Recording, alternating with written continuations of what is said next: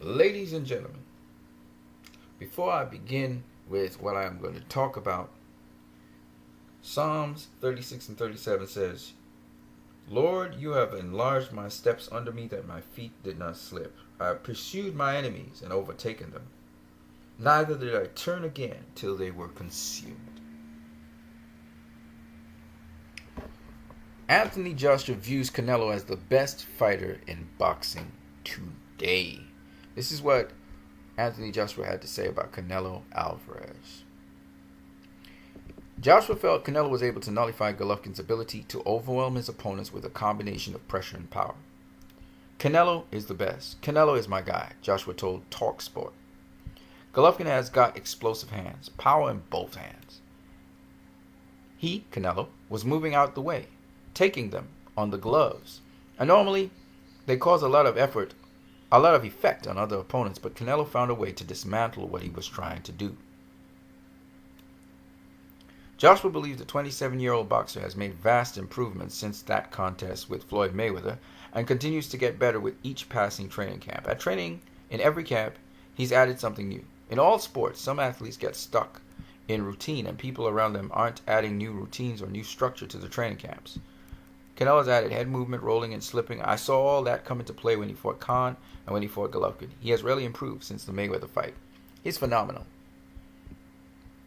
This is the second of two very prominent heavyweights in the world, Deontay Wilder and now Anthony Joshua, certifying Canelo. So basically Anthony Joshua is saying that Canelo, in his opinion, is pound for pound number one in boxing today. And when it comes to Deontay Wilder, he said Canelo definitely won that fight. And he said that when you look at the exchanges, Canelo landed the cleaner, more effective punches. Once again, I'm just going to say this. You have to look at what is called clean, effective punches. How many clean, effective punches did Gennady Golovkin land in the fight? And if he didn't add a whole lot, then how could he be the effective aggressor? Effective aggressors are people, when they use their aggression, they're actually landing punches on you. Clean. Anytime Canelo was the aggressor in the fight, he was landing. His punches actually landed. But when Gennady Golovkin was the aggressor in the fight, he had a lot of punches he was missing.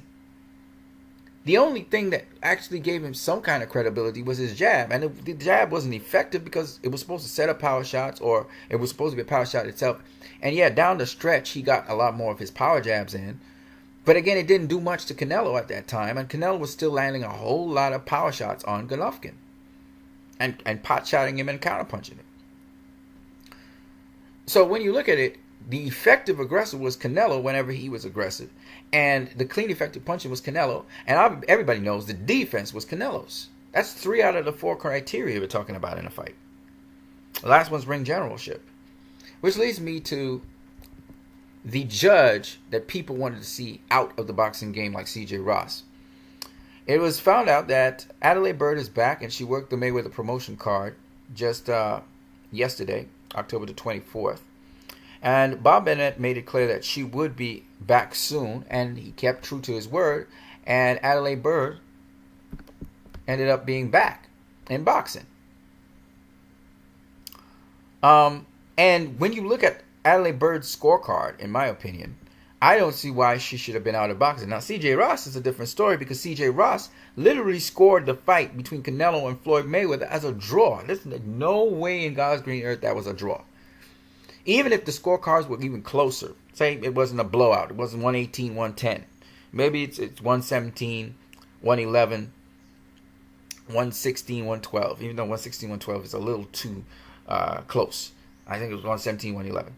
Even so, how could C.J. Ross have it as a draw? It's not possible. That fight wasn't a draw. Okay? So we can understand that. And that's why she, had to put in a tender resignation. Adelaide Byrd, I had a scorecard close to Adelaide Byrd's scorecard. Okay? There's a number of people who had their scorecards close to that. Sergey Mora had it 9-3. Eric Morales had it 9-3. Okay? I had it 9-3. Of course, some of you are my subscribers had it 9-3. Okay? For Canelo. So, Adelaide Byrd wasn't far off from us. She was just one round off from what we had. And my point being this, that Adelaide Byrd is judging it on the 4 criteria. And if you judge this fight on 4 criteria of boxing, then Gennady Golovkin doesn't win this fight. And he doesn't win it by a long shot. And people keep on forgetting Canelo is the smaller guy. Think about it this way. Canelo had one fight that was above the middleweight limit or at the middleweight limit in his entire career before he faced Gennady Golovkin. And that one fight was against Julio Cesar Chavez Jr. Okay? He had not had another full-fledged middleweight fight before that. He had a glorified super welterweight fight with Miguel Cotto, 155 pounds. It was at the middleweight limit, the lower limit. But he had no fight with anybody at the upper limit of middleweight. No one. So this guy goes stepping up in weight. He comes up in weight, faces Gennady Golovkin. He is obviously the smaller fighter. And by the way, if you look at Gennady Golovkin width-wise, that is from his chest to his back, Gennady Golovkin's a much bigger guy than Canelo is. Much bigger guy. Canelo's quite narrow from his back to his chest.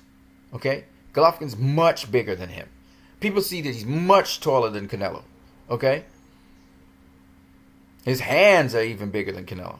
So, Gennady Golovkin came into that fight the taller, the stronger, the bigger, the more powerful boxer, more powerful puncher, higher KO ratio. He came in as the bigger, stronger fighter. This is what people don't understand. What Canelo pulled off is because of his defense. If Canelo was to continuously take flush shots from Gennady Golovkin, Canelo would have been just like any other opponent that faced Gennady Golovkin. He'd get stopped. Danny Jacobs, for all his talk about how he performed better than Gennady Golovkin, got dropped by him. You can't talk about being better. His performance is better than on Golovkin, and you got dropped by Golovkin. It don't work like that. People were saying that Canelo wouldn't be able to move around the ring like Danny Jacobs did. So all this talk about Danny Jacobs, I went toe-to-toe with Gennady Golovkin in the center of the ring, and I pushed him back and stuff. Canelo did all of that. And also was able to do what Danny Jacobs was doing, able to move around the ring as well, and counterpunch while he was moving around the ring. He didn't just walk to Golovkin and have to punch him like Danny Jacobs was doing. No, his defense was good enough that he could counterpunch Golovkin, make Golovkin come to him and counterpunch his ass. Something Danny Jacobs could not do. Danny Jacobs couldn't sit in the pocket with Golovkin and not get popped back with a jab. He couldn't sit on the ropes against Golovkin like Canelo was and counterpunch his ass and make him miss, do the matrix on him. Canelo did all those things. He did a comprehensive fight. He fought Gennady Golovkin in the center of the ring when he needed to. He pushed him back when he needed to the center of the ring. From the ropes, he pushed him back to the center of the ring. Sometimes he pushed him back against the ropes, but he rarely did that one. And he was able to fight him in the center of the ring, bang him up in the center of the ring. He was able to fight him off the ropes. I mean, Canelo was doing it all. He'd fight him without moving his feet. He would just stay right there in front of him and just fight him without moving his feet at all. He would fight him moving his feet. This guy was doing all kinds of things in that ring. He was going southpaw when he wanted to go southpaw and tag up Golovkin. He went back orthodox. He did everything Danny Jacobs did better than Danny Jacobs did it. And some. Things that Danny Jacobs can't do in the ring, Canelo was doing. And my point being this, and I can understand why Anthony Joshua was so enamored by Canelo. The point is this. Because a lot of people wanted to see Gennady Golovkin knock out Canelo, I listened to them. They were rooting to knock the effer out. I listened to them. But because they were so thirsty to see Gennady Golovkin, and thought he was closing the distance on Canelo, I think they lost track of how brilliant Canelo was in that fight. But it's okay. The rematch, Canelo is going to be stronger. He's going to be bigger because he's going to get more acclimatized to the middleweight division. There's nothing Gennady Golovkin can bring to the table that will hurt Canelo. Because he couldn't hurt Canelo in the first fight. And Canelo, according to some people, had stamina issues. So he was fading. Even though his punch output was constant throughout the fight, he wasn't as crisp because of his balance, because of his feet. He has to do more footwork drills. And he's doing it. You got to keep on working those feet, Canelo, so you can have the proper stability and support. But he didn't fade more than any other fighter I've ever seen fade. He's not Floyd Mayweather. You know, you see him moving like Floyd Mayweather, but he's not as crisp and sharp as Floyd Mayweather all the way through the fight because of his feet. But don't get it twisted. The boy can fight. And Danny Jacobs, to me, was more fatigued and slapping with his punches than Canelo was. Canelo didn't slap with his punches. All them punches were coming out crisp, clean, and hard. Okay? And that's something people they're not taking into consideration. I heard Canelo landed a 4-piece combination of Gennady Golovkin, and they said, oh, Canelo's missing and missing. I heard Jim Lampley say missing and missing, and I'm like, what the hell are you talking about? He just landed 4-piece combination. The biased commentary was ridiculous. But people were watching for Gennady Golovkin. I heard a man saying, Gennady Golovkin's a tank. He just keeps coming. And I'm thinking to myself, so you're going to give him points for keep on coming? That's it? Because he sucked it up? As soon as Canelo hit him to the gut, he back off? As soon as Canelo hit him to the body, he's backing off? Huh? Why do you think he has so much respect for Canelo? It's not so much the headshots. He can take the headshots. It's that body work. That's what Canelo does. He's a body puncher. He can't take that body work. So all I'm saying to people is, listen, man. Y'all can believe what you want. By the way, there's Adelaide Byrd in the corner watching the fight as it's being, and she's scoring it. You could say what you want about Canelo. You could say what you want about Golovkin. The rematch is only going to be more pain for Golovkin. All right? And y'all can make all the excuses in the world. He can't come up with nothing. He can't come up with nothing. I don't care what Virgil Hunter say. He could try and make his adjustments and stuff to try and go to Canelo's body. He could try and cut off the ring. He could try and do whatever he wants. He's not in the league. He's not in a Canelo league. Canelo is in a whole different league to this brother. I told you, I called this fight before. I said it's going to be a beatdown. It was a beatdown. Canelo was beating his ass. He was beating his ass up. Dude don't got defense. He's not on the level of a Canelo. He's just not. This was one of my easiest fights to call. He's not on Canelo's level. There's two different levels here. That's why it was so easy for me to call this fight. And that's why I knew it was going to be it was a 9-3 fight. When I heard it was a draw, I was like, oh, okay, cool. I watched the fight and I was like, this ain't no draw. This ain't no draw. You know what I'm saying? But don't worry, the rematch is coming. This ain't no rocket science. Like I said, this is the heist. This is easy money.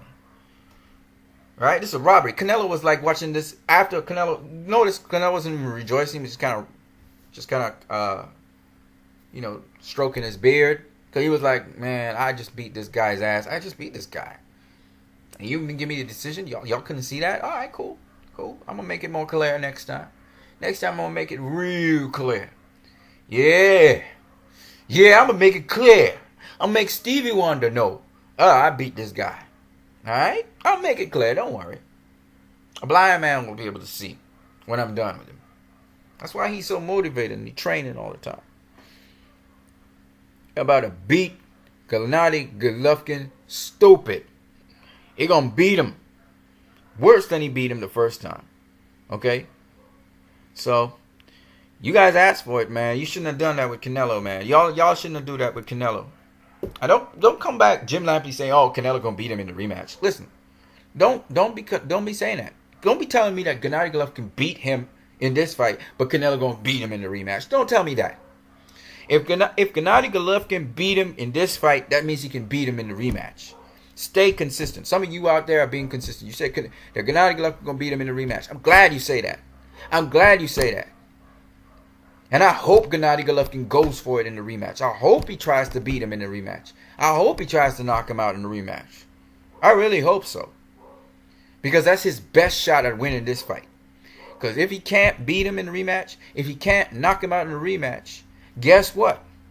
He gonna have 12 rounds, if they make it to 12 rounds, of pure hell he gonna go through. Because Canelo knows what Gennady Golovkin backs off with. He knows the punches that hurt him. He knows when Gennady Golovkin has to back off and reset. He knows what happens. He knows where he need to go. And Gennady Golovkin does not know how to go to Canelo's body.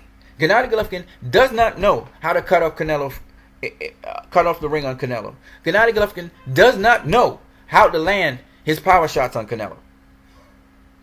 He knows that Canelo offers him his forehead to be tapped with a jab. But Canelo, he knows he can't really land power shots on Canelo if Canelo don't want him to land power shots on him. I'm not talking about the power jab. I'm talking about all the power shots. Okay? Golovkin knows his offense is muted against Canelo. He knows that. So, guess what? We already know what's going to happen in the rematch. The question is, when or how will Canelo stop Golovkin? Because we know it's going to be a one-way street. We know Golovkin's going to be getting hit, and Canelo's going to be doing the hitting. And we know Canelo's not going to get hit. Because Golovkin has to learn. He had to take years of studying how to hit a guy like Canelo with the tools he has. And he will never get it. Because guess what? Nobody could penetrate Floyd's defense. And Canelo is the next. Y'all don't like to hear me say it. He's the next. Now they blowed up Gennady Golovkin and made him pound for pound number one in the world. You guys really think that Gennady Golovkin's pound for pound number? Okay, fine. So when Canelo beats pound for pound number one in the world, Gennady Golovkin, y'all better give him pound for pound number one. He should have gotten it for getting this draw with Golovkin, because he's the one that moved up in weight. He's the one that's fighting the big monster. He's the one that had all the disadvantages against him except for age. And Gennady Golovkin is Gennady Golovkin irregardless. You can't talk about age. Age is not a factor. As David Benavidez said, Gennady Golovkin, he ain't slowing down. So, no excuses. Oh, Gennady Golovkin, he looks like he's tapering off. Like, come on. He's now facing the competition he should have faced several years ago. Several years ago. Okay? Yeah, he tried to protect his body. He still gets hit. He still gets hit when he tries to protect his body. He tried to cover up. I'm telling you, man, you guys going to be shocked in the rematch. Y'all already was shocked in the fight with Canelo versus Triple G, because y'all realized Canelo was holding his own against Triple G and doing much more than that. He was beating his ass. And y'all know that. Y'all know Canelo was beating him. When y'all saw Triple G wobble in round 10, I heard a guy say, oh shit. He was shocked because he was all rooting for Triple G. Canelo wobbled his ass. And y'all know this. Y'all know this. But he needs to go more to the body. Triple G is aggressive once you don't hit him in the body. As soon as you hit him in the body, he gonna back off. The big bully always back off. Remind me of Marcus Maidana versus Floyd Mayweather. Floyd Mayweather hit him to the body. He hit him a body shot in the second fight. He hit him a body shot in the first fight. Back the hell off. In the first round, Marcus Maidana was coming hard at Floyd, man. He was banging him with punches. Some of them were hitting Floyd in the top of the head, rabbit punches, all kinds of shit. Floyd hit him with one body punch. Back the hell off. Back the hell off. Y'all talking about Gennady Golovkin's a tank? Not with body shots. Not with body shots, baby. Not with body shots. Dig. Dig to the body. Dig. Dig to the body. You know, Canelo's now, he's stepping up for the second time. He started off as a welterweight, moved up to super welterweight. Now he's moved up to middleweight. So, for the second time in his career, he stepped up in weight. Okay? Stepped up in weight. Floyd Mayweather did that 5 times. Think about what I'm saying. Y'all talking about Floyd can't punch. No, he stepped up in weight, in a weight class. When he went to welterweight and super welterweight, he stepped up in a weight class where guys were much bigger than he was. And y'all don't respect that. Y'all don't respect the guy that's stepping up in weight. He's coming up in weight to face another dude. Y'all don't give Canelo credit for that. And realize, okay, so maybe he can't knock out Golovkin in the first fight. He couldn't knock him out. But he outboxed him. And he's the guy that's landing the more brutal shots on Golovkin. Talk about eye-catching shots. They're not just eye-catching shots. Those are clean shots. Clean. Canelo's the guy with the cleaner work. You can't give a guy who is not hitting you flush the fight. It just doesn't work like that. And on top of that, he's missing almost all his shots. You can't give him the fight. Just don't make no sense. This is boxing. Anyway, I'm done talking. You guys have a great one.